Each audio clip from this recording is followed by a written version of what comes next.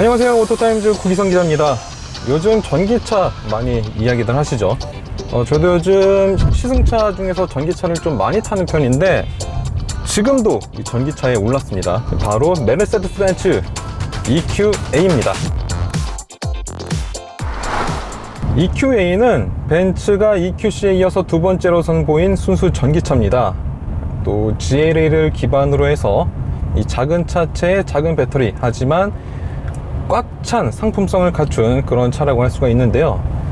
먼저 외관을 한번 살펴보면은 이 GLA랑 너무 많이 닮았습니다.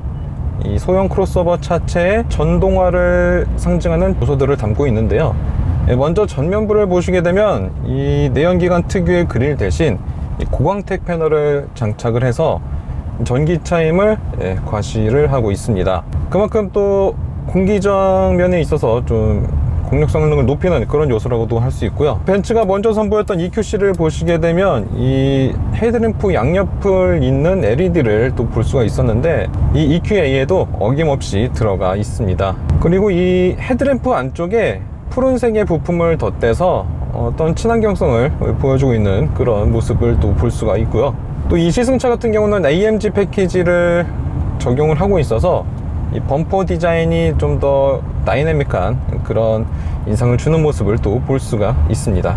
이 흡기구 모양이 약간 아령같이 생긴 그런 형태를 띠고 있는데 다른 AMG 라인업에서도 볼 수 있는 그런 디자인이고요. 한 가지 아쉬운 점은 예전에 이제 그릴이 있을 적에는 이 전방 카메라를 숨길 만한 그런 공간이 있었는데 이 차 같은 경우는 이제 온전한 이 패널을 갖추고 있기 때문에 이 벤츠 로고 아래쪽에 이 카메라를 이제 심게 됐어요. 근데 이게 약간 좀 어색한 그런 디자인이어서 이 부분은 약간 오게티라고 할 수 있을 것 같아요. 네, 측면은 GLA와 거의 똑같습니다. 하지만 팬더 쪽에 EQA를 상징하는 장식을 덧대서 차별화를 주고 있고요. 또 요즘 벤츠 차들을 보면은 이 측면에서 봤을 때 하나의 유체에서 시작한 덩어리가 그린하우스로 볼록하게 튀어나오면서 물방울을 떠올리는 듯한 그런 아주 유연한 모습을 볼 수가 있거든요. 이 GLA 뿐만 아니라 EQA도 그런 모습을 그대로 볼 수가 있습니다. EQA는 일단 지금 18인치 휠을 장착을 하고 있는데 휠이 이제 공기저항을 줄인다고 좀 면적을 막아놨어요. 근데 이 부분이 기존 내연기관의 어떤 휠보다는 좀 어색한 디자인을 갖추고 있어서 좀 다른 좀 대응책이 있었으면 어땠을까 이런 생각이 좀 들고요. 그리고 크로스오버를 상징하는 클래딩이 이제 차체 사방에 둘러져 있어서 어떤 승용차의 느낌보다는 확실히 RV, SUV 이런 크로스오버 스타일을 갖추고 있다, 이런 점을 확실히 강조를 하고 있습니다. EQA의 후면부는 GLA와 좀 달라요. 이 전면부와 마찬가지로 좀 차별화 요소를 뒀는데 일단 테일램프를 양옆으로 길게 이어서 전면부와 어떤 일체감을 주는 그런 디자인을 채택을 하고 있고요. 또 범퍼 하단에는 디퓨저를 마련을 해서 이 머플러의 부재를 달래주는 그런 역할을 하고 있습니다. 또 해치도어를 장착을 한 크로스오버카이기 때문에 그 트렁크 쪽에는 크롬 패널을 덧댔고요. 이 부분은 이제 짐을 싣고 내릴 때 이 범퍼의 손상을 막아주는 그런 역할을 하고 있습니다. 네, 이 실내에는 누가 봐도 벤츠다 라고 할 수 있을 정도로 이 벤츠의 정체성을 그대로 담고 있습니다. 또 GLA와 거의 똑같은 모습을 볼 수가 있는데요. 가장 눈에 띄는 요소는 아무래도 이 듀얼 디스플레이가 아닐까 싶어요. 해상도가 많이 높아서 일단 눈이 편안하고요. 또 여러가지 정보를 직관적으로 보여주고 있기 때문에 상당히 마음에 드는 그런 부분이기도 합니다. 그리고 이 차가 이제 AMG 패키지를 적용을 했기 때문에 이런 대시보드나 도어 트림 전반적으로 이 레드 스티치가 적용이 됐고요. 소재 면에 있어서도 이 가죽과 어떤 이 스위드 같은 이런 재질들을 제대로 활용을 해놨습니다. 엔트리카임에도 어떤 고급스러운 분위기를 잘 내주고 있어요. 어느덧 벤츠의 상징이 된 이런 터빈 스타일의 송풍구도 그대로 적용이 되고 있고, 이 앰비언트 라이트의 색깔도 여러 가지로 이제 바꿀 수 있을 뿐만 아니라 또 시간별로 순차적으로 바뀌는 기능을 담고 있어서 이 운전할 때의 분위기를 정말 북돋아주는 그런 기능을 하고 있습니다. 확실히 이 차체가 작아서 그런지 시트도 되게 작아요. 그래서 지금 몸이 너무 좀 꽉 끼는 듯한 그런 느낌을 적지 않게 받고 있는데, 물론 벤츠는 이 차를 도심 전기 모빌리티라고 설명을 하고 있어요. 그만큼 이제 단거리 이동에 있어서는 크게 불편함이 없는 그런 차라고 할 수가 있는데, 장거리는 글쎄요, 좀 생각을 해보시는 게 좋을 것 같습니다. 뒷좌석 공간 같은 경우는 아무래도 엔트리카다 보니까 좀 사실 비좁습니다. 제가 또 직접 앉아봤는데 일단 레그룸 자체는 좀 여유가 있어요. 헤드룸도 뭐 제가 앉았을 때는 그렇게 부족함이 없었는데, 일단 이 시트 자체가 너무 아래쪽에 위치한 게 아닌가 싶을 정도로 이 무릎 안쪽이 좀 많이 뜨는 편입니다. 그래서 좀 불편한 감이 없지 않아 있었는데, 그 부분을 제외하고는 나머지는 괜찮았어요. 이 시트는 또 4대 2대 4 이런 비율로 나눌 수가 있어서 이 공간 활용도를 높이는 그런 요소로 작용을 하고 있습니다. 또 이 뒷좌석에는 이 사륜구동 시스템을 장착하지 않았음에도 이 센터 터널이 솟아올라 있습니다.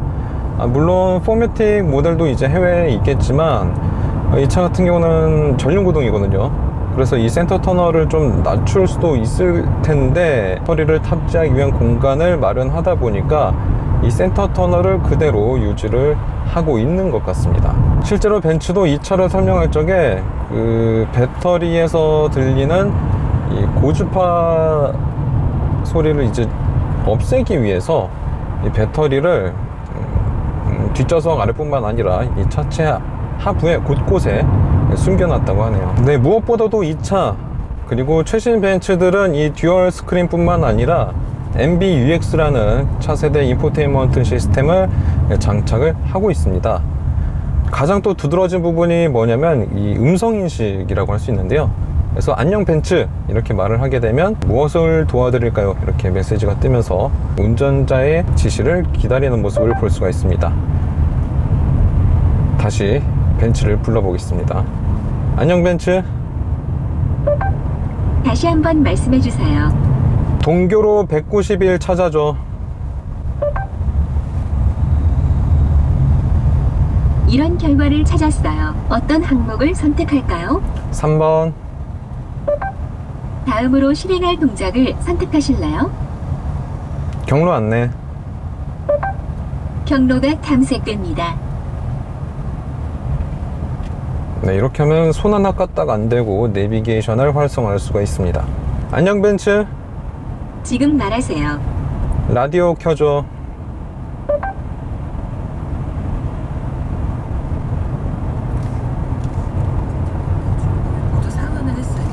네, 이렇게 말을 잘 알아듣는 모습을 볼 수가 있고요.